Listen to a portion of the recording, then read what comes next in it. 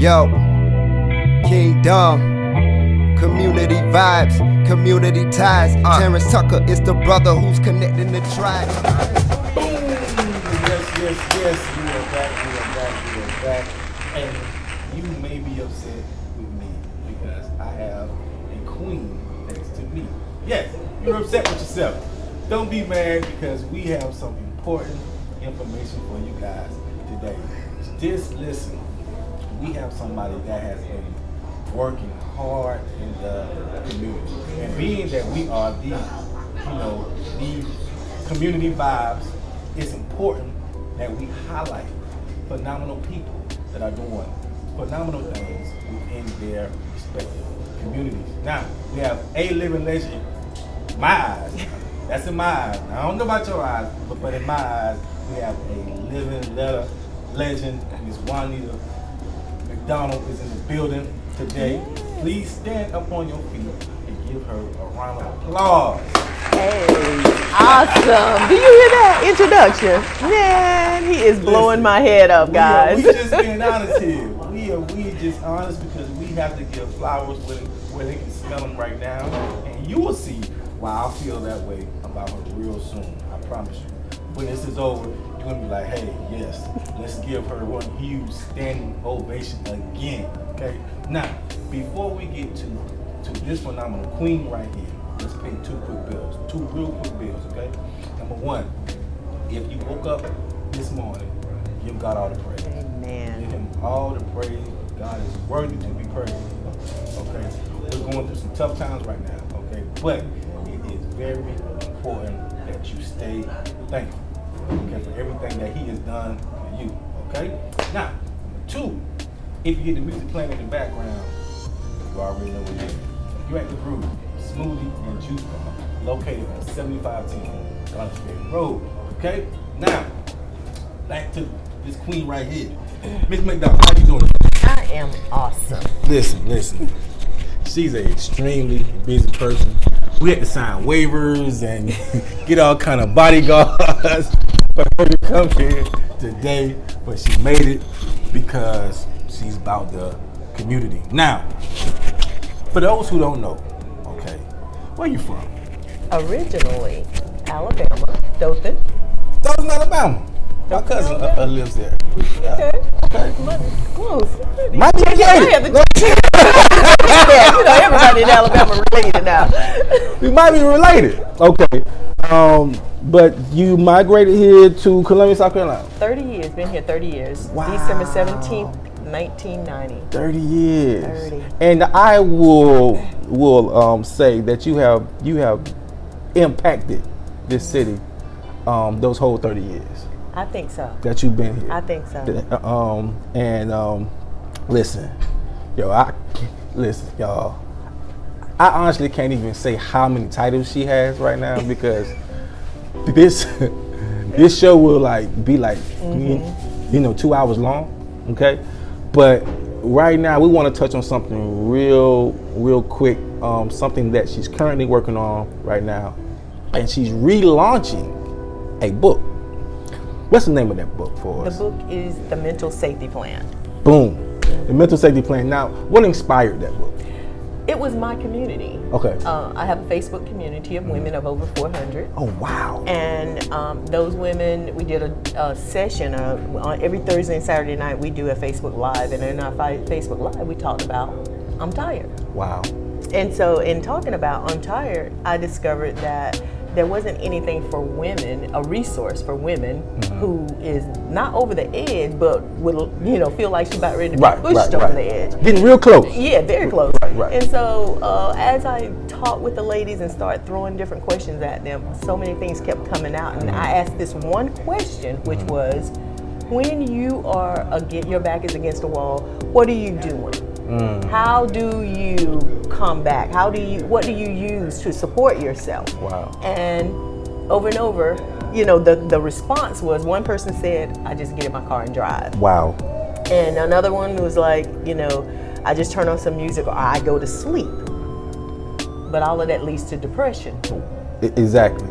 It leads to depression. So I asked, okay, after the fact, what then? Right. And it was like, that's it. I just, Right. you know, nobody ever talked about facing the problem. Right. The process to go through dealing Right. with the problem. Right. And so that's what inspired the book. Right. We just went through and we went through and we broke the mental safety plan down from focusing on the being overwhelmed, dealing with your stress, focusing. There's even a mental intervention plan, a mini mental intervention plan that's in there to support the woman. And so, and as she read it, the biggest thing that I looked for is how do I make this book effective to the way that a woman would be able to see herself and see her issues.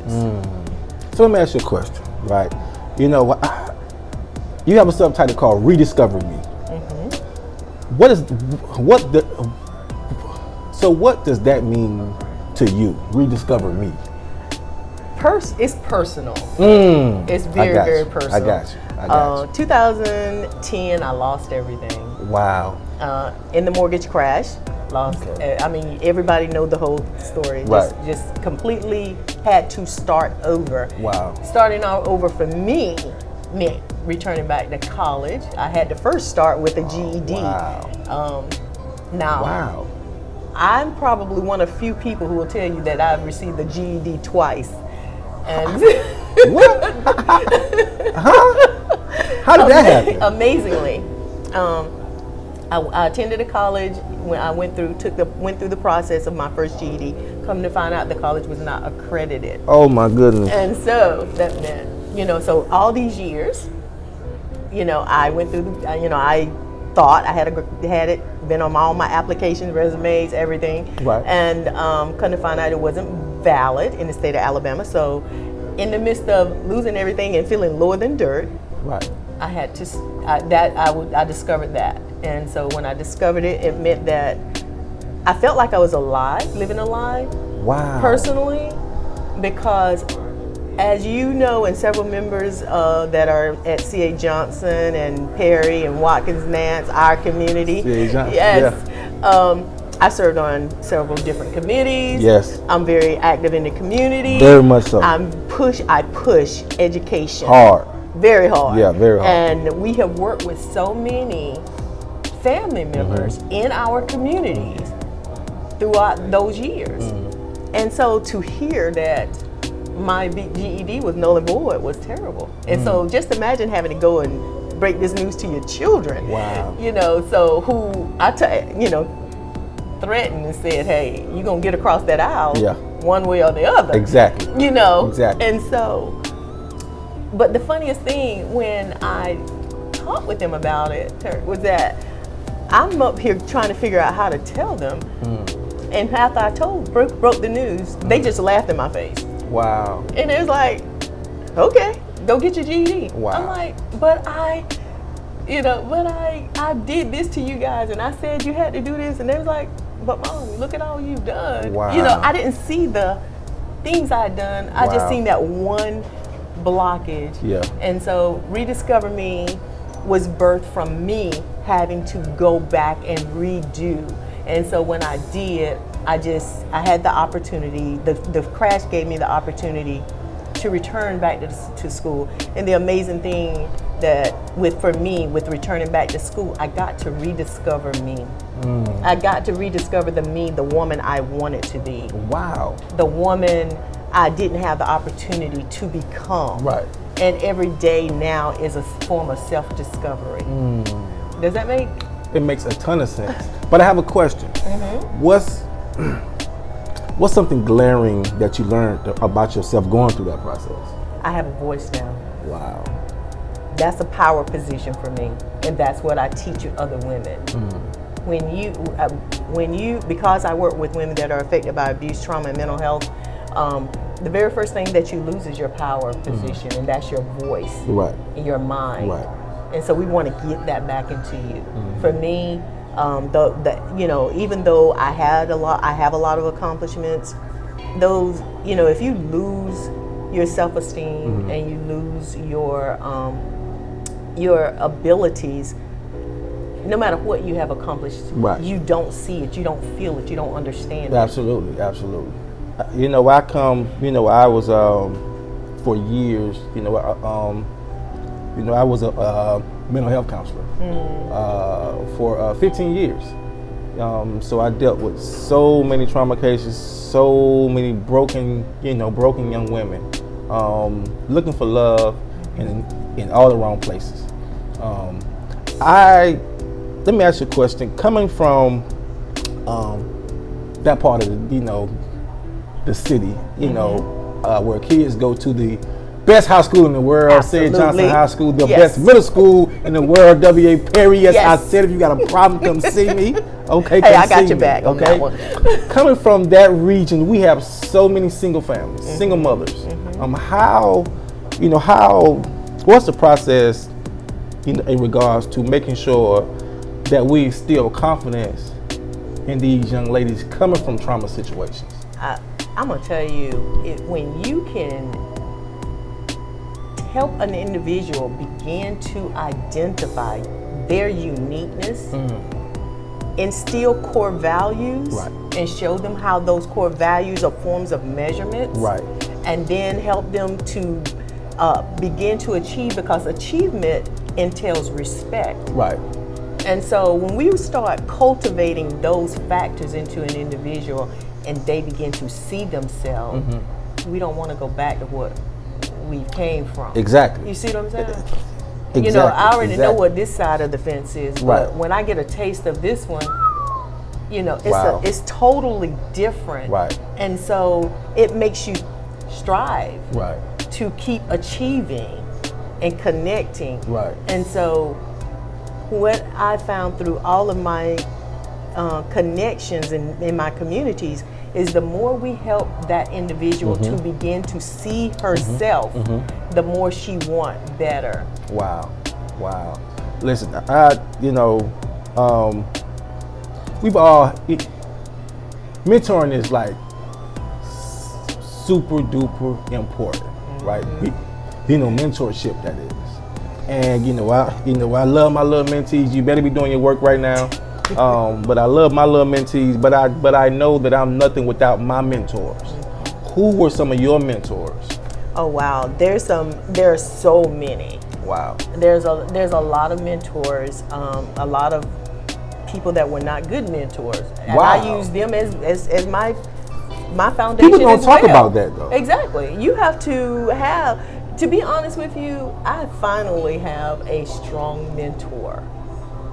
Now, out of all of these years. And so mentors, you have to look at mentors, it's not one-sided. A mentor is not one-sided. You need a mentor for every area of your life. Oh, that's awesome. And so when we look at my rediscovery phase, there were mentors that were instructors that helped me and that positive mentor, very positive, that also pushing and I even received a grant for Rediscover Me when it was just in the development phase. I mean, not a grant, excuse me, but a donation. No, I'm Student of the Year award. So I received the Student of the Year award for creating Rediscover Me from my psychology professor. You see, and so even with that, even the ones that I looked up to from the outside and even approached about mentorship and it didn't work, it was also a growth mechanism for me, because as I watched them, I believe in my faith, because of my faith, my relationship with God, there was a reason why it didn't work. And I was beginning to see that. But the bad phase of it was, it taught me what I did not need to be. And how if I'm going to grow and I'm going to be successful and I'm going to do this, as I say, from my heart and for the love of God, for what He is instilling in me, then I needed to see what not to be in order to position myself to be. Listen, that's powerful, y'all. That's extremely powerful. Now, we also know that leadership means a lot to you. And we also live in a climate where sometimes women being leaders can be frowned upon sometimes. You said that you found your voice, but where did the courage come from you accepting those leadership positions? I think I was thrust into it. Again, you know, there were different factors. There were factors of growing up in our community. Several of your classmates or friends or families were in bad situations. Very bad. And so those individuals wind up either in my home or the neighborhood family. We took care of a lot of people. We took care of a lot of people. A lot of people. I have so many children. Yeah. And so You did. And so in doing that, it meant that, guess what, I had to be a voice for them. Yeah.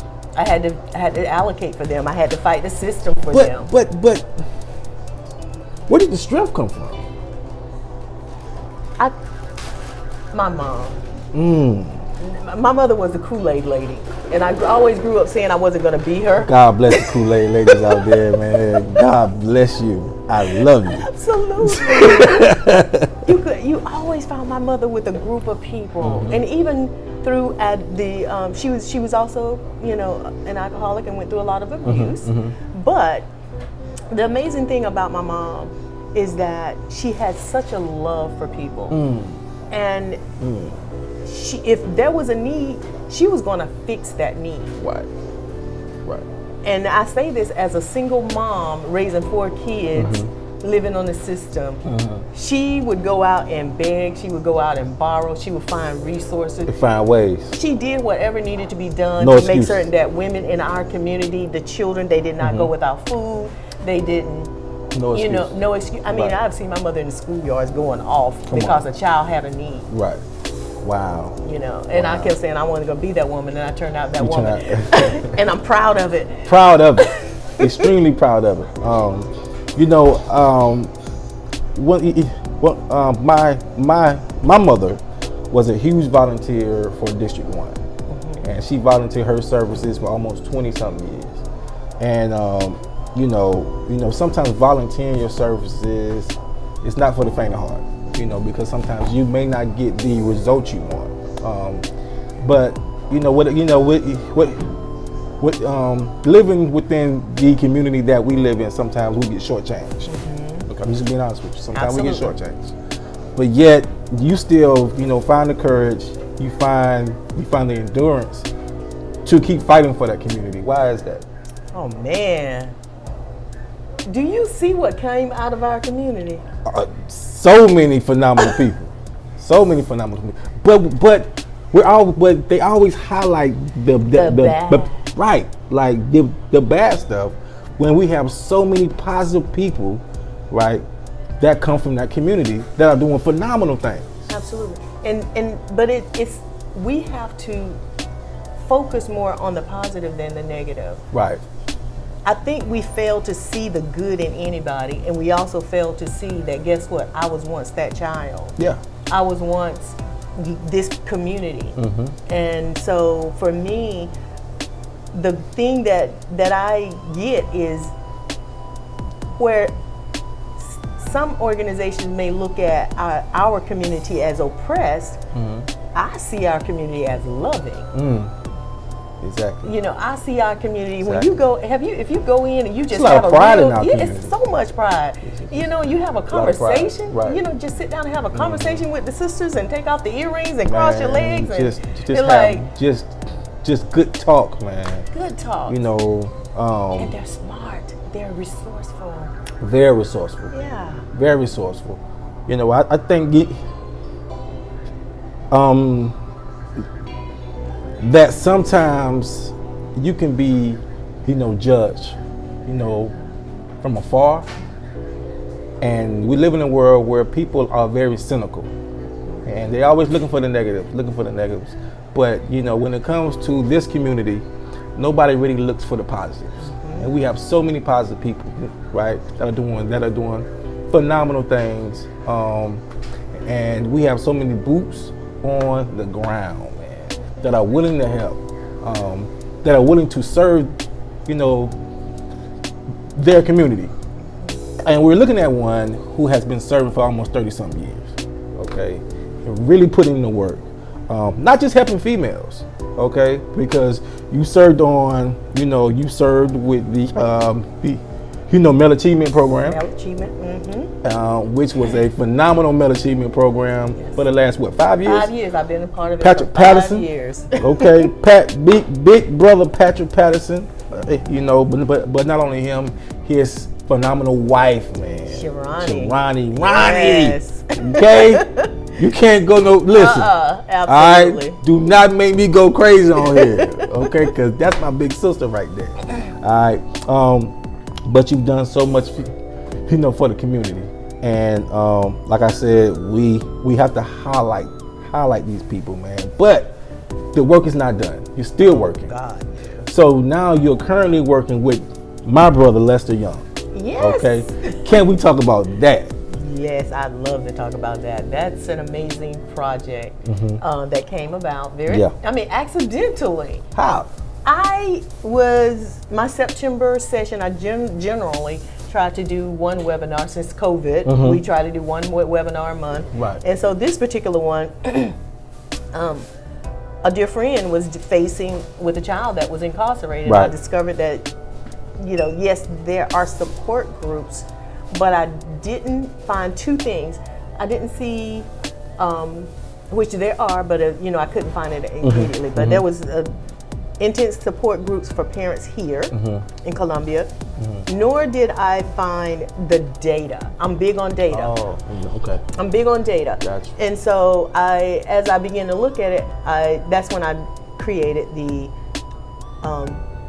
Parents with an Incarcerated Child webinar. Wow. And so that one webinar got over 1,000 hits, views rather, of people reaching out, and the views, and then we have people reaching out. We have, other organizations. We just had our last listening session, and someone from Canada reached out to us. Wow. That's impact right there. That's impactful. That's major impactful. And the thing that we discovered in it was also enormous. Right.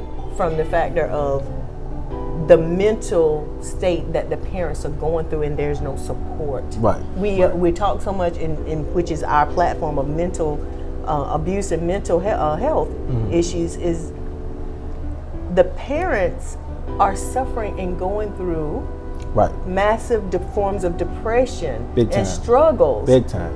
And nobody's talking about it. Right. Nobody addressing it. They want to address it. And there, some people they're afraid to seek help. There's a bad negative stigma, about people seeking out help.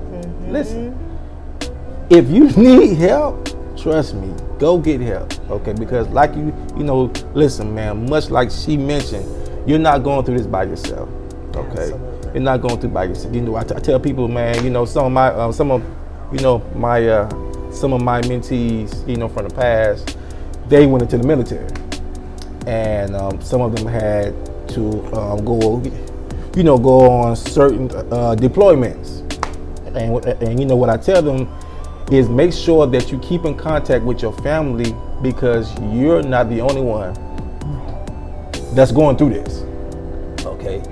Your family goes on deployment with you. Trust me. Okay? So when you're incarcerated, that's the same thing, man. That's the same thing. Your family goes through that process with you, man. And listen, man, my brother my brother died back in 2009.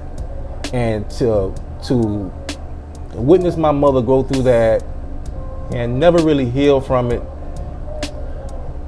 that's one painful situation, okay? And some people just don't want to get help. They feel that, if I pray enough, then the help will just go away. No, it's not. I promise you. Sometimes it's good to talk to somebody, okay? Because that can be therapeutic. You know what I'm saying? You're always helping people. I try. Always helping people. But what's therapeutic for you? Oh man, I'm intentional. I'm intentional. My mental safety plan is put into my policy and procedure manual. I come first. First. I come first. Yeah. I start my day with the 3-mile walk. Oh, wow. And my busiest days with consultations are on Mondays. So at 3 o'clock, immediately after the last person, I'm out that door. I am exercising. Right. I'm connecting with somebody that is very positive. Right. Or I'm listening to something very inspirational. Right. I'm releasing I'm releasing all the negative. That's awesome. Back out. That's awesome. Out of me. So awesome. I'm first. Got to be first. Mm-hmm. And it's to share what you just, the challenge that you just made. We have to break the stigma of mental health, and we have to break the stigma of going to a psychiatrist. Right. Period. Yeah. We all hurt. Mm-hmm. We only have the capacity. This head can only hold but so much. Come on. This heart can only hold but so much. Facts. And we have to break the stigma and go and get whatever it is you feel you need. Mm-hmm. And I'm gonna tell you something. I have to say this to your community. Please. Your boyfriend, your boys, your sisters, that's not counseling. That's not counseling. That is not counseling. Nor is picking up the bottle. Picking up the bottle. And I'm gonna throw this here that a lot of people may throw some eggs at you. They might. You're gonna get some hit back from this. They might. Using God as a crutch is not one either. Boom. Listen, your boy is a God-loving man, a God-fearing man. I am too. A God-fearing man, okay? But I know for a fact that sometimes you need help, okay? And God works through people. Exactly. God works through people, okay? Sometimes you need help. There's nothing wrong with a strong black man getting help from somebody. That makes you stronger. Right. You know what I'm saying? We grew up, my parents, were raised, deep in the country. So that country values, country mentalities, like, you don't ask for help, you do everything yourself, you stay strong, right? You don't cry, anything like that. Like that's how we were, let's say, raised per se. But listen, the best thing for me was when I was going through a process of trying to, let's say, get over my brother's death. And I, talked with a friend of mine who was a strong psychiatrist. And just those conversations, man, for that whole month really did me, really was beneficial for me and my growth, moving past that situation, which changed my whole perception, right, about seeking out help. There's nothing wrong with seeking out help. I promise you, there's nothing wrong with it, but you have to want it. Absolutely. Okay? You have to want it. Not your mother, your cousin, your wife, anybody. You have to want the help because you have to face the music first. Absolutely. Yeah. And what's so amazing, even though I threw that part out, that's a part of my workshops. Every time I do a workshop, I call them crutches, and I'll take them away from women. Wow. And before we even get started, that's part of our rules. We break it all down, and I'll say, okay, you can't talk about your husband, your wife, your children, your job. I take all of that away, and then I'm like, okay, and you can't talk about God. And they're like, oh, yes, they flip it out. But you have to be stripped down, right? And so, how can you see yourself, right? If you can point a finger, or you can place a Band-Aid, or you can, kind of mask it, right, to the point where you can say, oh, okay, it's really not that serious. It's really, I'm okay. Yeah. We gotta, manipulating your mind. And that's what we do when we, God is a relationship. Come on. Okay, I don't know how many people know this, but you're supposed to have a relationship with him. Come on. And you're not supposed to use him. Talk to me. So if we are going, we're quoting the 23rd Psalm. Yes, we need it when we're in fear and when we are, but what if we focus on the 23rd Psalm being, this is my foundation. This is my guiding force because my Father has connected me this way. Wow. You see what I'm saying? Yeah. Instead of going, oh God, if this don't happen, Lord, let me just quote. Okay, yeah, they told me I was supposed to quote the 23rd Psalm. No. Right. It's not an afterthought. Right. It's a foundation. Absolutely. Wow. I really hope that you guys, use your pad today, use your notebook today, because you have been given some jewels, some gems. We in the juice crew. By this phenomenal queen right here today. So before we actually wrap up, two things real quick, because I want to make sure that they know how to purchase your book.